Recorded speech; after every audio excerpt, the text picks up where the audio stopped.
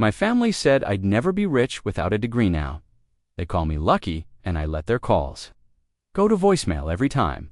I'm a 26-year-old guy, and my family's always treated me like a cautionary tale. Not because I was dangerous or reckless, but because I didn't fit into their narrow mold of what success should look like. My parents were both factory workers, hardworking, practical, and obsessed with security. To them, success meant one thing: a degree, a job with benefits, and a mortgage by 30. That was the formula. No deviations allowed. My older sister Amanda followed that formula like gospel. She was the golden child valedictorian, full scholarship, corporate job by 22. At every family gathering, they'd parade her around like a trophy, talking about her bonuses, her condo, her LinkedIn promotions. And then there was me, the kid who spent hours on YouTube learning how to code, who filled sketchbooks with product mock-ups instead of taking SAT prep classes. I wasn't lazy. I just wanted something different. But in their eyes, different meant doomed. "Why don't you be more like Amanda?" my dad would say with a sigh, glancing at my laptop like it was a toy dot. Mom was less subtle. "You'll end up broke, living in our basement.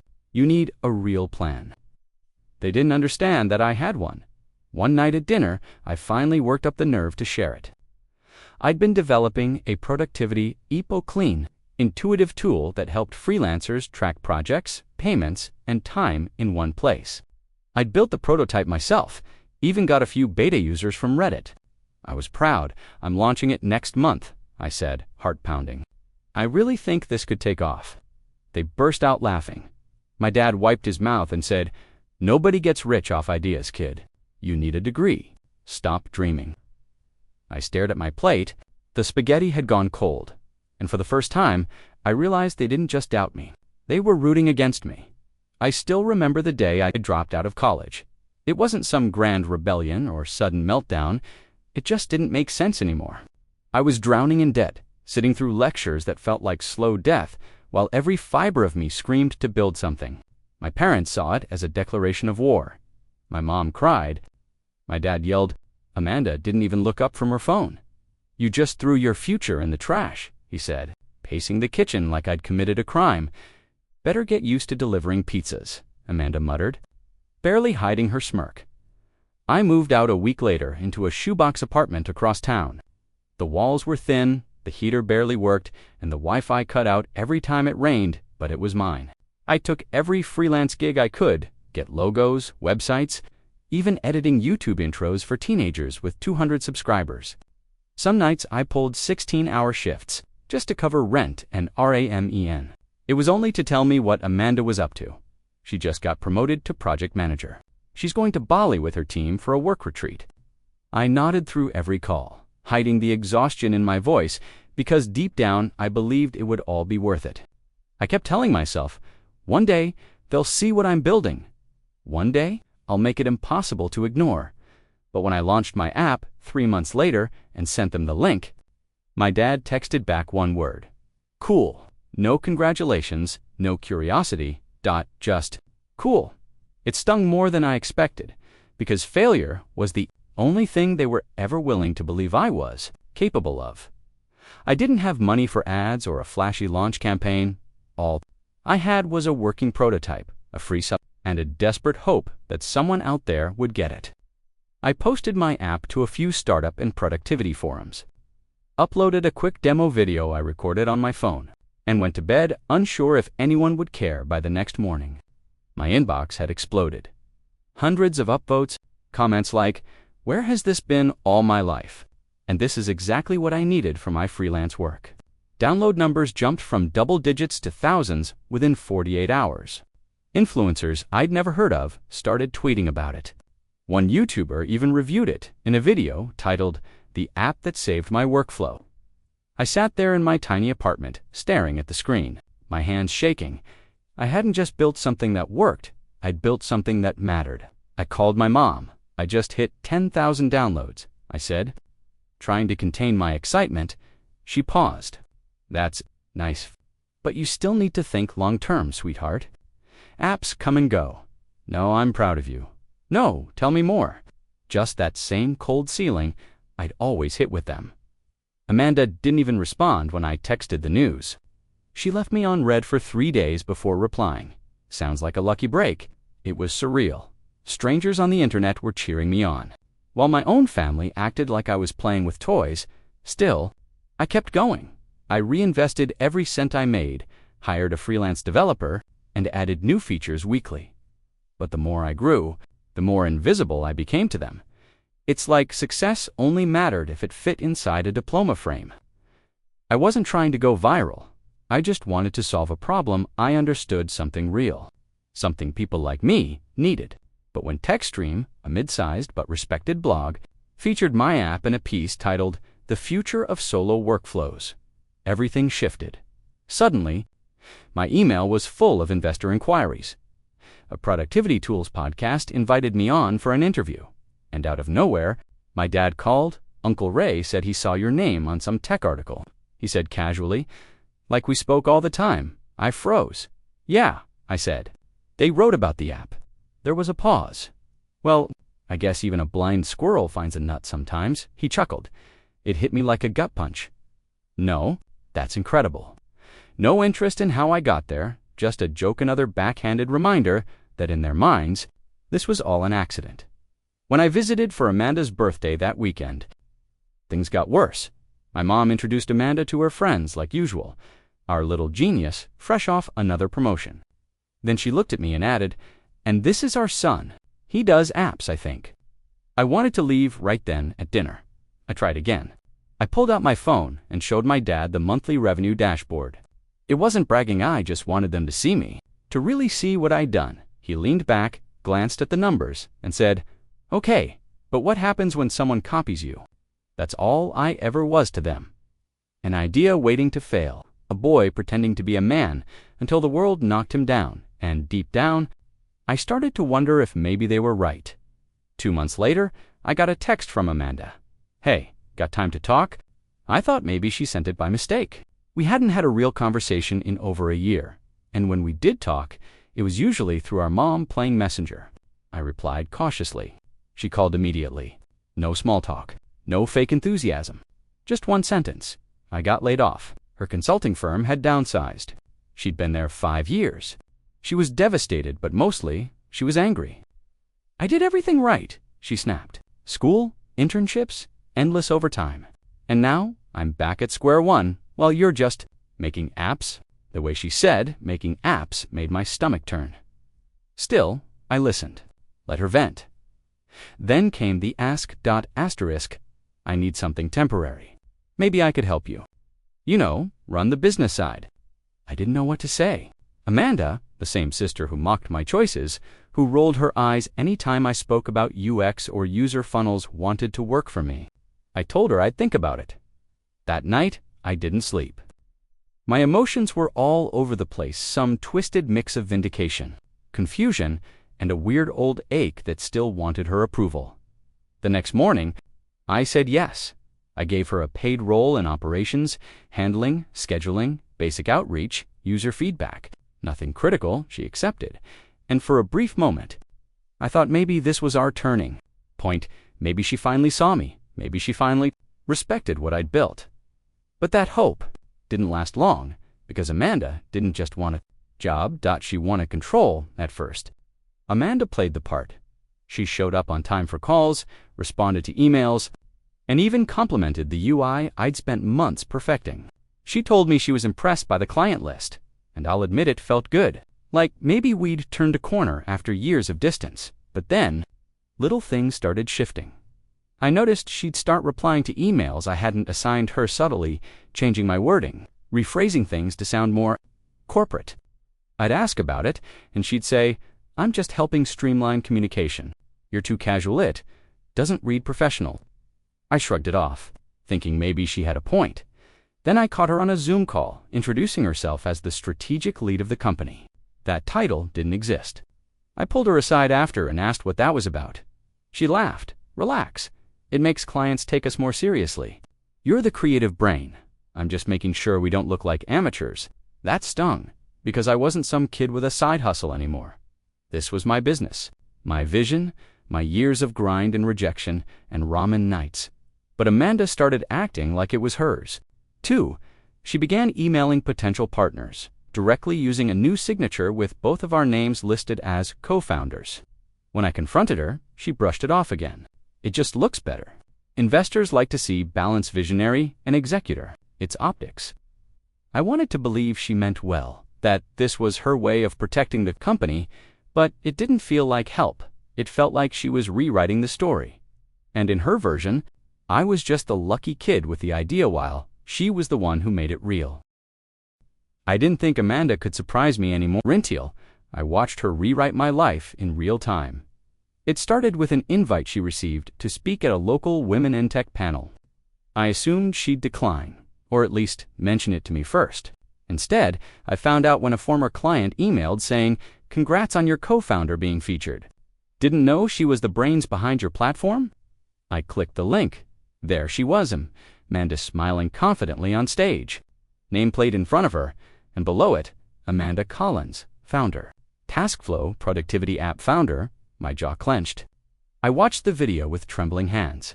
She spoke fluently, polished as ever, telling stories about the early days of the company, how she noticed a gap in the market, and how her younger brother came on board later to help with UI. My stomach churned. I wasn't just a side character in her story. I was an afterthought when I confronted her. She didn't even flinch. I knew you'd overreact. It was just a pitch. People want to hear from someone polished, someone who looks like they know business. Polished? I repeated. So now I'm what your intern. She rolled her eyes. Look, I'm not stealing anything. I'm helping. This thing wouldn't scale without me. You know it. That night, I sat alone in my apartment, staring at the walls that once felt like freedom, but now just echoed with betrayal. I thought back to that first dinner when my dad laughed at my dream, the text from Amanda calling it a lucky break. And now this, I had built everything from scratch, and somehow I was being erased from my own story. The next morning, I sent Amanda an email titled simply, "Termination of Agreement." No dramatic confrontation, no emotional monologue. Just a formal end to her contract and revocation of all account access. She replied within minutes. "Are you serious? You're overreacting like always. Do you even understand what a bad look this is for you?" Then came the call from my mom. "What is going on?" Amanda said, "You fired her out of nowhere. She was helping you." "No, Mom, she was rewriting history on everyone letter. She was trying to elevate your little project." She snapped, and I swear, I felt something break inside me. I didn't yell, I didn't argue, I just hung up. Then I blocked them all. Amanda, my parents, even the cousins who always forwarded me her LinkedIn achievements. Like I should be proud, I didn't rage post online. I didn't burn bridges publicly. I just vanished from their world. In the silence that followed, something strange happened. I felt peace. For the first time in years, I wasn't chasing their approval. I wasn't checking my phone waiting for some crumb of validation. I was just working on my terms. In my own voice, I hired a professional coup, built a small but loyal team, and focused on the core, the product, the users, the mission I believed in, and the numbers, they soared, investors noticed. My app hit number 3 in the productivity category. Revenue tripled in 6 months. But my phone kept buzzing voicemails, missed calls. Mom, Dad, Amanda. Again and again. I never picked up because I finally understood. They didn't miss me. They missed the version of me they thought they could control. 6 months after I cut them off, TaskFlow hit a milestone I never imagined. 1 million users. I stood alone in my office, watching the live counter tick up. The room was quiet, except for the soft hum of the server rack I'd built myself in the corner. I poured a cheap glass of champagne I kept in the mini fridge and sat in silence, just breathing it in. No applause, no family toast, just me and the echo of a journey no one else ever believed in. I posted a small update on Twitter, no bragging, just a grateful for the support kind of post. Within hours, Forbes reached out for an interview. A week later, I was listed in their 30 under 30 in tech. My inbox overflowed with messages old college friends, past clients, even strangers saying they were inspired. But the most unexpected part, the calls started again. First it was my dad. "Hey, saw your face on some business magazine. That's big, huh?" I didn't answer. Then my mom. "We're so proud of you, sweetheart. Maybe we could all meet for dinner." Amanda texted too. "Congrats. I mean it. Maybe we could talk soon." I stared at the screen, thumb hovering over the reply button, and then I locked my phone and slid it across the table. They never apologized. Not for the jokes, not for doubting me, not for trying to hijack the one thing I built without them. Their silence during my struggle had been loud enough now. My silence would speak louder. Because here's the truth no one wants to admit. You don't owe people access to your success just because they share your last name. I stopped deleting their messages, not because I wanted to listen to them, just because I wanted a record, a digital monument to their sudden change of heart. There was something poetic about it. The same voices that once told me to get real, now stumbling over words like proud, impressed, and let's catch up. My mom's first voicemail was awkwardly cheerful. "Your dad and I were just talking about how amazing everything looks. You've really made something of yourself. We'd love to take you out to dinner, our treat." Our treat, as if a $17 Olive Garden meal could patch over years of condescension. Then my dad's voice gruff, hesitant. "Hey, son, heard about the Forbes thing. Guess you had something in you after all. Maybe I was too hard on you growing up. Let's catch up sometime." Too hard on you? That was the closest thing to an apology I ever got from him, and it still fell miles short. Amanda's text was more direct. "I've been thinking a lot. I shouldn't have taken credit. I messed up. I hope we can talk eventually." I read it 3 times.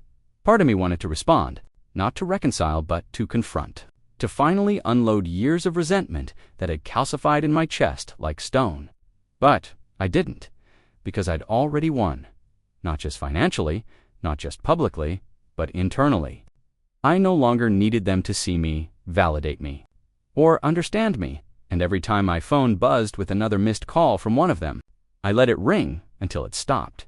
Not out of spite, not out of vengeance, but because silence now was my boundary. And finally, I had the strength to protect it. It was my cousin. Jacob's wedding that finally put us in the same room again. I wasn't planning on going, but Jacob had always been kind, never mocking, never So I went. Clean suit, quiet presence. I sat near the back, close to the exit, just in case.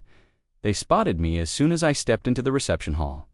Amanda was by the open bar, her expression a carefully constructed mix of regret and hope. My parents were seated at a corner table, watching me like they'd seen a ghost. Amanda walked up first.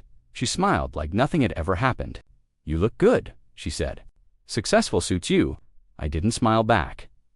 "Thanks," I said. "It's been a long road." She tried to laugh. "Look, I know I screwed up. I've been doing a lot of reflecting, therapy, whatever. I hope one day we can be siblings again." I looked her dead in the eye. "You wanted to erase me from my own story. You didn't just screw up. You tried to take everything." She blinked, stunned by the calm in my voice. Then my mom approached. "Sweetheart, can't we just move past all this? We're still family." And that's when something clicked in me. I looked at all 3 of them and said, "Family doesn't mock your dreams. They don't disappear when you're struggling and suddenly reappear when you're on a magazine cover." Silence. My dad opened his mouth, then closed it again. I nodded slowly. "You're not entitled to the version of me you only care about now." And with that, I turned around and walked out. No drama, no shouting, no final hug, just the quiet satisfaction of knowing. I didn't need their applause to know I'd won. I used to think success would finally buy me peace, that if I built something undeniable, something real, my family would see me differently. They'd respect me, maybe even love me in a way that wasn't conditional. But the truth is, success doesn't heal every wound. Sometimes, it just exposes who was never rooting for you in the first place. After the wedding, I never heard from Amanda again. Not a call, not a message. My parents sent a card that said, "We're here whenever you're ready," with no return address. I put it in a drawer and left it there. An open dot instead. I kept building. I expanded TaskFlow internationally, hired a team of freelancers from the same forums I used to beg for feedback on. I started mentoring young developers who felt like outcasts, who reminded me of a younger version of myself, hungry, overlooked, full of fire. One night, I was walking home from the office, hoodie up, earbuds in, When I passed a small bookstore with a handwritten sign taped to the window, "Success is the best revenge." Smiled to myself, not because I wanted revenge, but because I'd finally understood something deeper. Success isn't about proving people wrong. It's about becoming someone who no longer needs their validation. I still get the occasional ping from an unknown number. Sometimes I listen to the voicemails. They always end the same way. "We miss you. Please call us." And every time, I let it go to voicemail, not because I'm angry, not because I want to hurt them, but because peace isn't something they ever gave me. It's something I earned with every late night, every rejection, every time I refused to give up. I'm not lucky. I've just built the life they never imagined I could, and I built it without them.